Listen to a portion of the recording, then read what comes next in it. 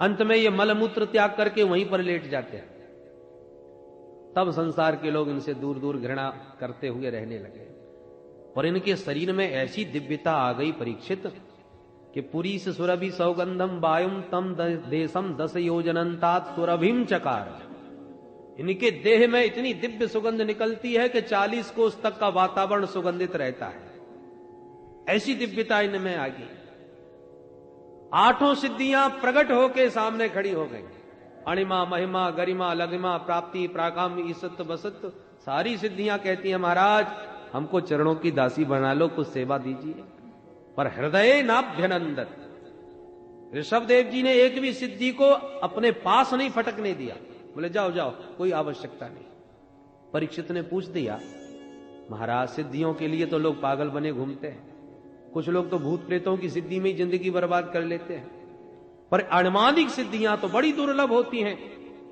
फिर उन सिद्धियों को ठुकरा क्यों दिया? सुखदेव बाबा कहते हैं परीक्षित न कुर्यात करहिचित सख्यम मनसी यनवस्थिते। किसी भी महापुरुष को अपने मन पर कभी विश्वास नहीं करना चाहिए। ये मन बड़ा धोखेबाज है। अभी मन में कोई इच्छा नहीं है क्योंकि हमारे पास ही कुछ नहीं है, फक्कड़ है।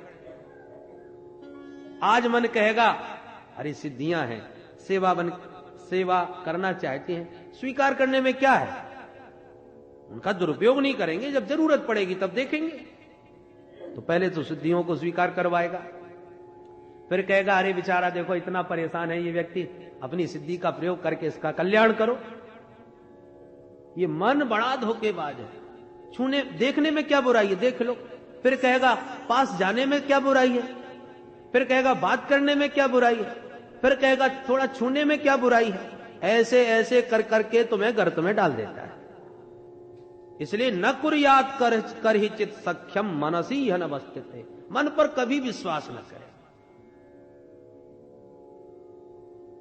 यही शिक्षा देने के लिए ऋषभ भगवान ने सिद्धियों को ठुकरा दिया, क्योंकि सिद्धि आएगी तो मन में प्रसिद्धि की कामना भी आएगी, और जब प्रसिद्धि की कामना से आपने चमत्कार किए, नमस्कार हुई, जय जयकार भई, बस सोई अहंकार घेर लेता है।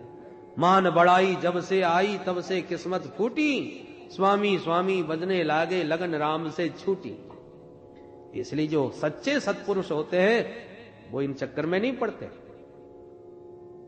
मां अपने बच्चे को बार बार देखती है, जो अबोध बच्चा होता है क्या कर रहा है, जब देखती है खेल रहा है तो निश्चिंत हो जाती है। कभी पुकार देती है बीच बीच में, बेटा आओ, बड़ी देर से कुछ खाया नहीं है, पर खेल में इतना मस्त बच्चा मां की भी नहीं सुनता, तो मां कहती है चलो थोड़ी देर और खेलने दो। मां का वात्सल्य तो पुत्र के लिए तत्पर है हाथ में लेने को, पर बेटा खेलने में मस्त है तो मां भी सोच लेती है चलो खेल ही रहा है।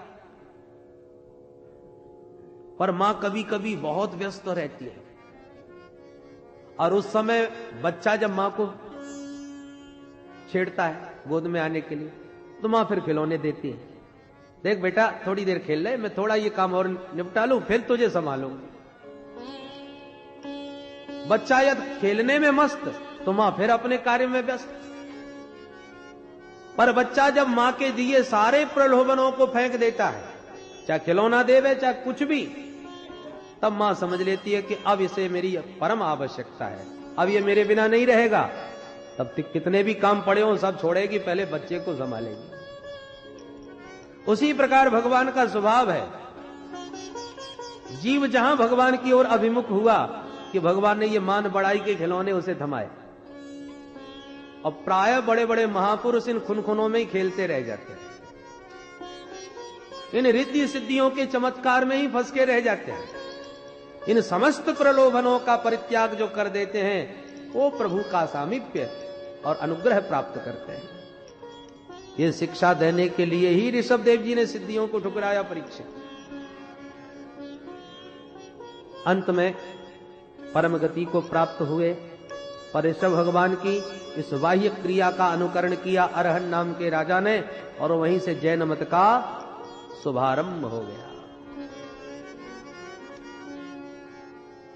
ऋषभनंदन भरत बने सम्राट, जिनके 5 पुत्र हुए। बड़े पुत्र सुमति को सत्ता का भार सौंप करके भरत जी भी भजन करने चले गए पुलहाश्रम में, पर एक दिन गंडकी नदी में स्नान करने के बाद भगवान सूर्य नारायण को जल दे रहे थे कि गर्भवती मृगी पानी पीने पहुंची और उसी क्षण किसी सिंह की गर्जना सुनाई पड़ी।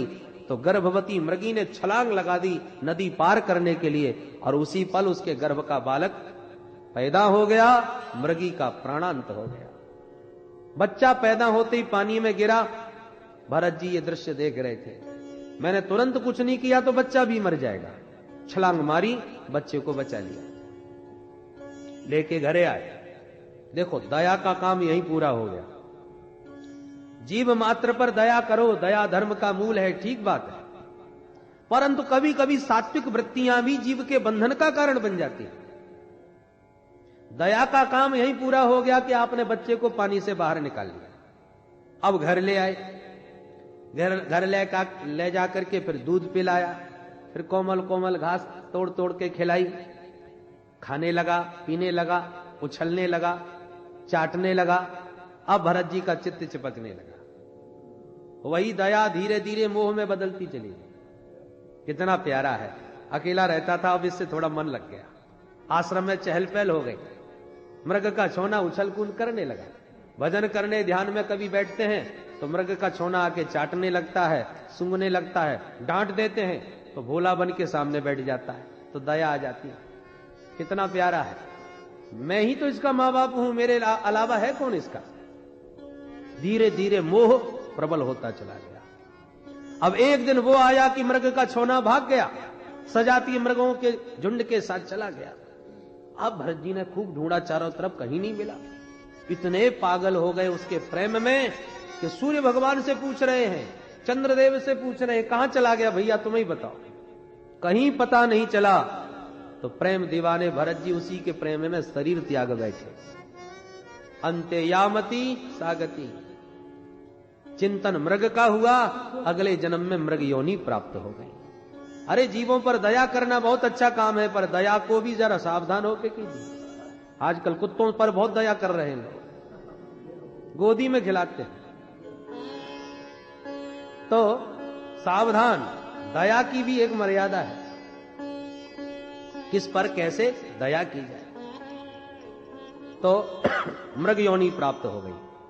परंतु कोई भी किया हुआ शुभ कर्म कभी व्यर्थ तो जाता नहीं। तप का फल था कि मृग योनि में पूर्व जन्म की स्मृति बनी रही, जिसके कारण मृग देह भी सनई सनई प्रारब्ध भोग समझ करके अंत में त्याग दिया। तीसरा जन्म एक ब्राह्मण परिवार में हो गया। अंगिरा गोत्रीय ब्राह्मण के घर जन्मे। 9 भाई थे, सब पढ़ लिख के विद्वान बन गए, वेद पाठी। पर पिताजी इनको पढ़ा पढ़ा के परेशान। वेदों मंत्र तो याद करना दूरा, कभी गायत्री मंत्र भी याद करके नहीं सुनाया। पिताजी ने इनका नाम रख दिया जड़ भरत, महामूर्ख। भरत जी चाहते भी यही थे कि पागलपन की मोहर लग जाए ताकि दुनियादारी से बच जाए। संसार से बचने का एक ही उपाय है कि पागल हो जाओ, क्योंकि जब तक संसार में संसारियों को यह लगेगा कि इससे कुछ हमारा कार्य सिद्ध हो सकता है, ये हमारे मतलब का है, तब तक दुनिया पीछे ही पड़ी रहती है। और दुनिया के मतलब के जब नहीं रहोगे तो दुनिया अपने आप ही छोड़ देगी। स्वार्थी दुनिया बड़ी विचित्र है। एक बार एक बालक घर छोड़ के भाग गया, महात्मा बन गया, अच्छे सिद्ध महात्मा की शरण में पहुंच गया। घर वालों को पता चल गया कि हमारा बेटा अमुक जगह बाबा बना बैठा है। पहुंच गए सब, महाराज हमारा बच्चा है, 4 भैयाओं में सबसे छोटा यही है, कृपा करो, दया करो, इसको हमारे घर लौटा दो। गुरुजी ने चेला को बुलाया, बेटा तेरे परिवार वाले इतना प्रेम कर रहे हैं तुझसे, तू घर चला जा। अरे नहीं गुरुजी, हमको ना छोड़ो, हम तो आपकी शरण में आ गए। गुरुजी ने कहा तेरे को भजन ही तो करना है, मंत्र दे दिया, वेश दे दिया, अब तू घर में ही जाके भजन कर लेना। जो आ गया गुरुदेव। चला आया बेचारा घर। घर वाले बड़े प्रसन्न, हमारा भैया लौट के आ गया। बड़े मुश्किल से ला पाए, वो तो गुरुजी की कृपा हो गई सो भेज दिया, नहीं तो ये तो बन गया था बाबा। अब घर में आके उन्होंने नियम वही, 4 बजे जगना, नहा धो करके भजन में बैठ जाना, 12 बजे तक जप करना, और फिर खड़े होकर के भोजन का समय हो गया सो पा लिया, पा करके फिर थोड़ी देर आराम करके फिर भजन में बैठ गए। 2-4 दिन तक तो कोई कुछ नहीं बोला, कोई बात नहीं भाई, साधुओं के यहां से आया है, भजन का भूत चढ़ा है, करने दो। जब महीना भर होने को आ गया तो भैया बोले, क्यों भैया, हम तुझे इसीलिए लाए थे क्या? खेतों पर काम चल रहा है, चैत की फसल कट रही है, सब इतने व्यस्त हैं और तू जब देखो तब माला ही सटकाता रहता। भैया बोला, सुनो, रखना हो तो रखो, मैं भजन करने के लिए महात्मा बना था, सो चाहे यहां करूं चाहे वहां करूं, चाहो तो रखो, नहीं तो चला मैं अपने आश्रम में। बोले, अच्छा ठीक है, तेरे को भजन ही करना है तो जा बाबा के पास, हमें जरूरत नहीं है तेरी। जब बोझा लगने लगा तो अपने आप भगा दिया। बोलो जय श्री कृष्ण। तो जड़ भरत जी को भी लगा कि दुनिया के मतलब के रहेंगे तो दुनिया पीछे पड़ेगी, बचपन से ही अपने को पागल सिद्ध कर दिया। अद्भुत ज्ञान होने के बाद भी पागलों जैसा व्यवहार जानबूझ के करते हैं। जड़ भरत नाम ही पड़ गया। अब विवाह कौन करता? परंतु जब माता पिता पधार गए तो भैया तो पागल समझ के कुछ नहीं बोले, पर भाभियों को बड़ी जलन होने लगी। सबसे ज्यादा तो भोजन करता है घर में, सबसे ज्यादा मोटा तगड़ा पड़ रहा है। हम अपने स्वामी जी को बादाम के हलवा खिलाती हैं, फिर भी 1.5 हड्डी के ही रहते हैं, और ये रूखे टिक्कर खा खा के भी देखो इसकी काया। परिणाम ये हुआ कि नित्य झगड़ा करने लगे। तो भाइयों ने कहा, देख भाई जड़ भरत, तू भोजन करता है तो कुछ काम भी कर। क्या करूं? बोले, चल खेत पर ले आए। काम बताया सो ऊट पटांग काम करने लगे। भाई लोग समझ गए ये तो बिल्कुल पागल है। सुकुटिया वहीं खेतों पर बना दी, वहीं रहने लगे। भरत जी को लगा भगवान की बड़ी कृपा, वही जो प्रपंच से दूर, और देह यात्रा के लिए भोजन तो मिल ही जाता है यहां पर एक दिन एक डकैतों के सरदार ने कहा भद्रकाली मैया से, हे मातेश्वरी, मुझे एक बेटा दे दो, नर बलि चढ़ाऊंगा।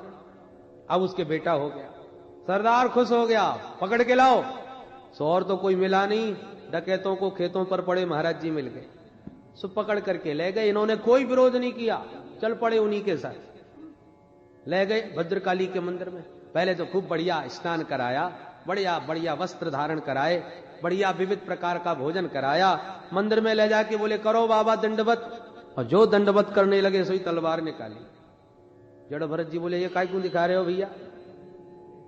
सरदार बोला, मालपुआ फ्री के नहीं थे महाराज, अभी तक जैसे आपने वो सब सेवाएं आनंद से स्वीकार करी, अब ये भी स्वीकार करो।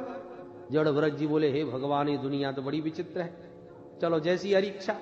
क्योंकि ब्रह्मज्ञानी है, तो जो सच्चे ब्रह्मज्ञानी होते हैं उनके लिए तो शरीर एक पंचायती धर्मशाला ही है, जैसी भगवत इच्छा।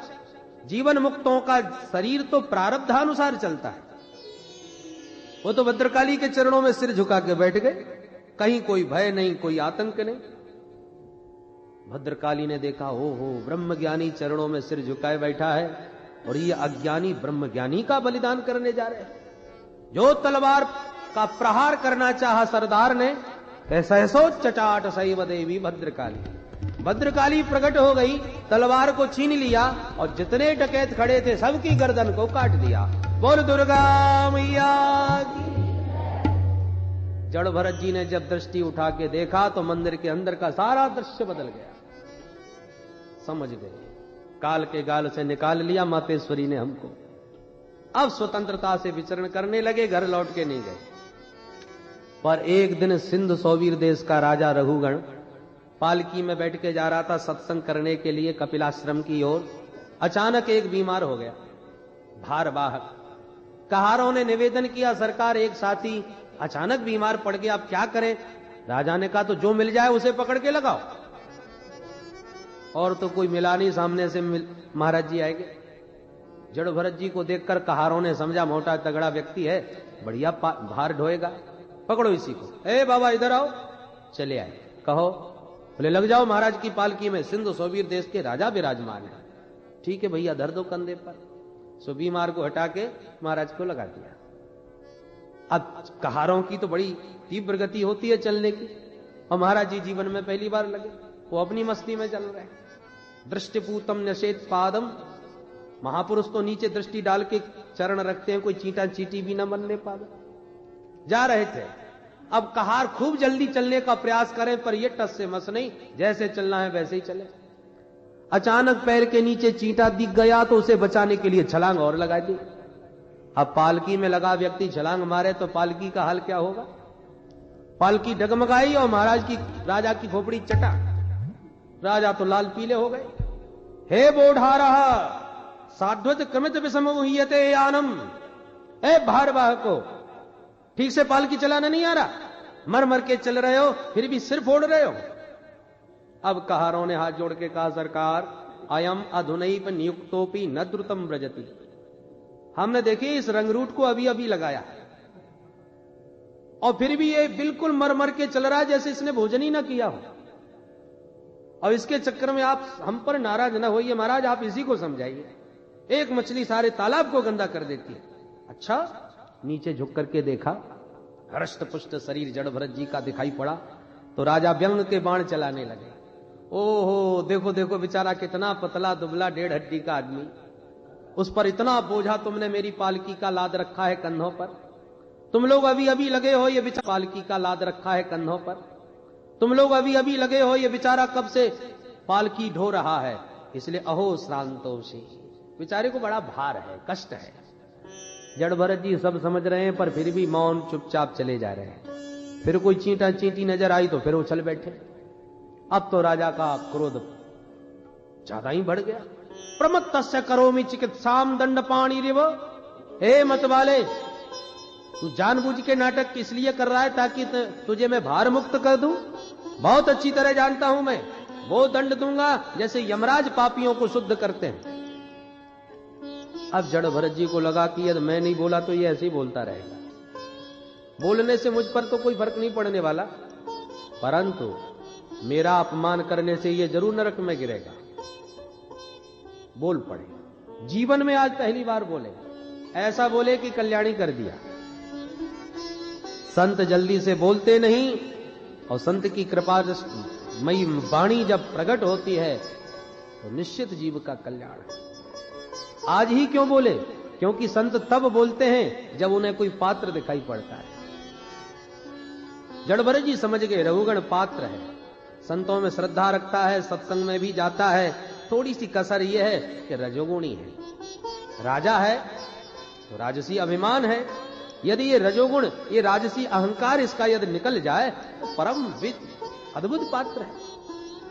और मेरा अपमान करता रहेगा तो ये नरक में गिरेगा, और ये नरक में गिरेगा तो संतों की बदनामी भी होगी। लो, नित्य संतों में श्रद्धा रखने वाला, सत्संग सुनने वाला भी नरक में गया। इसलिए बोलना पड़ेगा। इसलिए भी बोले कि जैसा भी सही, जाने अनजाने में ही सही, आखिर इसका भार तो मेरे कंधे पर है। और संत जिसका भार अपने कंधे पर ले ले फिर तो उसका कल्याण करके ही छोड़ते हैं। इसलिए जड़ भरत जी बोले, त्वयोदितं व्यक्तम विप्रलब्धम भरतु समय स्याद यदि वीर भारः गंतुर यदि स्यादधिगम्य मध्वा पीबेति रासौ न विदाम प्रभाद पीबेति रासौ न विदाम प्रभाद। अरे राजन, तुम किसे दंड देने की बात कर रहे हो? तुम मुझे क्या दंड दोगे? क्योंकि न तो मैं पतला हूं, ना मैं मोटा हूं, ना मैं पैदा होता हूं ना मरता हूं। ये मोटा होना, पतला होना, पैदा होना और मरना, ये सब देह के धर्म हैं। मुझ आत्मा में ये कोई भी द्वंद्व घटित नहीं है। अस्ति जायते वर्धते पन्नमते अपक्षीयते विनश्यादि जो षडूर्मियां हैं वो देह में होती हैं, आत्मा में थोड़ी। जड़ भरत जी के वचनों से आश्चर्य श्री रघुगण जी को हुआ। अरे, जिसे मैं पागल बाबा समझ के ऊट पटांग बातें कर रहा था, ये तो कोई सिद्ध महात्मा नजर आता है। इसकी वाणी में तो वेदांत की भाषा झलक रही है। पुनः गौर से टुकुर टुकुर जब देखा तो जड़ भरत जी के कंधे पर मोटा सा यज्ञोपवीत दिखाई पड़ गया। जो यज्ञोपवीत देखा तुरंत पालकी से नीचे कूद पड़े रघुगण और सीधे श्री जड़ भरत जी के चरणों में साष्टांग प्रणाम किए। कस्त्वं निगूढ़श्चरसि द्विजानां बिभर्षि सूत्रम कतमो वधूत। कस्त्वं, कौन है महाराजा? आप अपने आप को इतना गुप्त रूप में छुपा करके विचरण कर रहे हो कि मैं तो आपको पहचान ही नहीं पाया। आपका यज्ञोपवीत बता रहा है कि आप सच्चे कोई ब्रह्मज्ञानी ब्राह्मण हैं। मैं महाराज संसार में किसी से नहीं डरता, मुझे साक्षात यमराज से भी डर नहीं लगता। जड़ भरत जी बोले तो फिर क्यों गिड़गिड़ा रहे हो? बोले महाराज और किसी से नहीं डरता, डर लगता है तो केवल ब्राह्मण के क्रोध का। ना हम विसंके सुरराज वज्रात न त्रक्षशूलात न यमस्य दंडात नान्यर्क सौमानिल वित्त पासा संके वृषम ब्रह्म कुलावमाना। डर है तो ब्राह्मण कुल के अपमान का, क्योंकि ब्राह्मण यदि कुपित हो जाए तो वो केवल उस व्यक्ति को ही नहीं मारता, उसके सारे वंश का विनाश कर देता है। इसलिए महाराज आप कौन हैं? जड़ भरत जी मुस्कुरा पड़े और बोले राजन है तो हम भी ब्राह्मण, पर खतरनाक ब्राह्मण नहीं। कोई डरने की आवश्यकता नहीं, जो कुछ कहना है निर्भीक होके कहो। रघुगण ने कहा महाराज बस एक मेरे मन में जिज्ञासा है आपके शब्दों के प्रति। क्या? आपने अभी अभी कहा महाराज ना मैं मोटा हूं, ना पतला हूं, ना छोटा हूं, ना बड़ा, ना मरता हूं, ना जन्म लेता हूं, ये सब ठीक है। और आपने कहा मुझे कोई सुख दुख आदि द्वंद्व प्रभावित नहीं करता, ये तो कुछ समझ में बात आई नहीं। देखिए महाराज, किसी ने चूल्हा जलाया, उस पर बटलोही रखी, बटलोही में पानी भर के चावल डाल दिए, तो क्या होगा? पहले तो अग्नि का ताप बटलोही को गर्म करेगा, फिर बटलोही का ताप पानी को गर्म करेगा, फिर पानी का ताप चावल को भात बना देगा। उसी प्रकार शरीर में पीड़ा होगी तो इंद्रियों को कष्ट होगा, इंद्रियों को कष्ट होगा तो मन को भी कष्ट होगा, मन को कष्ट होगा तो शरीर में स्थित क्या आत्मा को कष्ट नहीं होगा? फिर आपने ये कैसे कह दिया कि मुझे आत्मा को कोई सुख दुख प्रभावित नहीं करता, कोई द्वंद्व प्रभावित नहीं करता? स्थाल्यग्नितापात पयसोभिताप तत्ताप तस्तंडुल गर्भरंध्रि देहेन्द्रिय स्वासय सन्निकर्षात् तत्संसृति पुरुषस्यानुरोधा। लौकिक दृष्टांत दे करके जब अपनी बात रघुगण ने रखी तो श्री जड़ भरत जी खूब हंसते हुए बोले राजन हो तो तुम महामूर्ख, पर विद्वानों के संग में बैठ करके आत्मा की बातें करना सीख लिया, आत्म तत्व को जानते कुछ भी नहीं। अकोविद कोविद बाद वादा, मूर्ख हो करके अज्ञान और ज्ञानियों जैसी बातें कर रहे हैं। अरे राजन, जो तुमने दृष्टांत दिए वो सब सावयव पदार्थों का दृष्टांत है। जल है, बटलोही है, चावल है, आग है, ये सब सावयव है, इनको देखा जा सकता है, इनको छुआ जा सकता है। पर जिस आत्मा के साथ तुम घटा रहे हो उस आत्मा को देखा है तुमने? आत्मा को कोई छू सकता है? आत्मा का कोई रूप बता सकता है कि वो काली पीली गोरी भूरी मोटी पतली कैसी है आत्मा? आकाशवत है आत्मा का स्वरूप जो निरवयव है। आकाश है। आकाश क्या है? बोले जो भी शून्य दिखाई पड़ रहा है ये सब आकाश है। अब कोई कहे देखो मैंने आकाश को मुट्ठी में कैद कर लिया, तो क्या आकाश मुट्ठी में कैद हो सकता है? कोई चाहे कि मैंने तलवार से आकाश के 2 टुकड़े कर दिए, तो क्या आकाश तलवार से 2 टुकड़ों में कट सकता है? कोई आग से आकाश को जला सकता है? कोई पानी फेंक करके आकाश को गीला कर सकता है? जैसे आकाश का कुछ नहीं बिगाड़ सकते, ऐसे ही आत्मस्वरूप आत्मा जो है वो आकाशवत निरवयव तत्व है। इसलिए नैनम छिंदंती शस्त्राणी नैनम दहति पावक, उसका भी कुछ नहीं बिगड़ता। तो ये सुख दुख का भोक्ता कौन? बोले भाई ये जो मनीराम जी हैं ये सुख दुख के मूल कारण है। मन की अनुकूलता में सुख, मन की प्रतिकूलता में दुख। जिससे हम अतिशय प्रेम करते हों वो रात के 12 बजे भी आ जाए तो चकाचक बढ़िया मालपुआ बना के खिलाएंगे, वो जो चाहेगा सो खिलाएंगे। हमारे गुरुजी महाराज पधारे, और जिससे लेना नहीं देना नहीं, मन से कोई जिसका संबंध नहीं, उसके लिए भोजन कराना तो दूर आया, भीतर जाकर के पानी भी लाके पिलाना पड़े तो विक्षेप हो जाता है कि राम राम सो रहे थे अच्छे भले, न जाने कहां से चला आया, सब हमारी नींद खराब कर दी, पानी पिलाने में ही कष्ट हो गया। तो मन की अनुकूलता में सुख, प्रतिकूलता में दुख हम मान बैठे और मन के द्वंद्वों को आत्मा के ऊपर अध्यारोपित कर बैठे। स्फटिक मणि में तो कोई रंग नहीं, पर लाल पुष्प के पास रख दो वो लाल दिखने लगती है, श्वेत पुष्प के पास रख दो श्वेत दिखने लगती है। ये सब पुष्पों के रंग मणि में आपको प्रतिबिंबित हो रहे हैं। ऐसे ही ये द्वंद्व जो मन के हैं उसे हम आत्मा के ऊपर अध्यारोपित कर रहे हैं। इस प्रकार से आत्म तत्व का उपदेश दिया और अंत में भवाटवी का बड़ा अद्भुत वर्णन किया। ये संसार एक बड़ा भयंकर बीहड़ जंगल है और इस जंगल से कोई सद्गुरु ही हमको निकाल सकता है बाहर, जिसको गली गली का ज्ञान है, जिसने इस अटवी को अच्छी तरह समझ लिया है। कल्याण हो गया रघुगण का, चरणों में गिर के बोले महाराज आपके वचन सचमुच अमृत औषधि है। श्री जड़भरत जी बोले राजन तपस्या चाहे जितनी कर लो, चाहे जितने बड़े बड़े यज्ञ कर लो, चाहे जितना सत्संग सुन लो, पर जब तक इन महापुरुषों की चरण रज में अभिषेक नहीं करोगे तब तक कल्याण होने वाला नहीं। बिना महत पाद रजोभिषेकम, संतों की चरण रज में स्नान करो। तुम तो सिंध सौवीर देश के राजा हो, मैं तो पूर्व में सम्राट चक्रवर्ती सम्राट रह चुका हूं, समस्त भूमंडल का राजा बन चुका हूं। इसलिए राजन ये सब अनित्य संबंध है। जब अपना वास्तविक कल्याण चाहो तो ये सारा अहंकार त्याग कर संतों के चरणों में प्रणाम करना सीखो। पानी खूब बरस रहा है, पर जो ऊंचे ऊंचे पहाड़ हैं उन पर भी बरसता तो है पर टिकता नहीं है। पानी टिकता कहां है? जहां गहराई होती है, नीचाई होती है, वहीं पर पानी ठहरता है। उसी प्रकार सत्संग की बरसात, संतों की कृपा की बरसात सबके ऊपर हो रही, पर जो अहंकार बने में पर्वत बने बैठे हैं अहंकार के, वो पानी को जड़ा करके चले जाते हैं।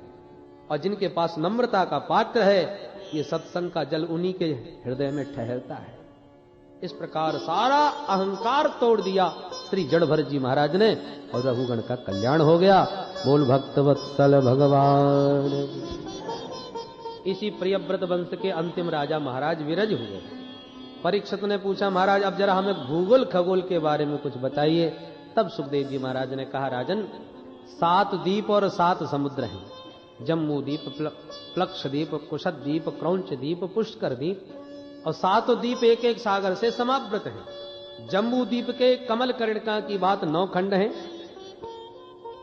9 खंडों में भगवान का नित्य निवास है। इलाव्रत खंड, किम पुरुष खंड, केतुमाल खंड, हरिवर्ष खंड, उत्तर कुरु खंड, भद्राश्व खंड, इन खंडों के नाम हैं। अजनाब खंड ही श्री भारतवर्ष है। इस भारत भूमि में भगवान नर नारायण के रूप में बद्री विशाल में विराजमान है और देवर्षि नारद के साथ समस्त भारतीय उनकी आराधना करते हैं। भारत भूमि ही कर्म भूमि है, बाकी सब भोग भूमि है। बोलो जय श्री कृष्ण। इसलिए धर्म की स्थापना हेतु भगवान के जितने अवतार हुए सब भारत भूमि में हुए।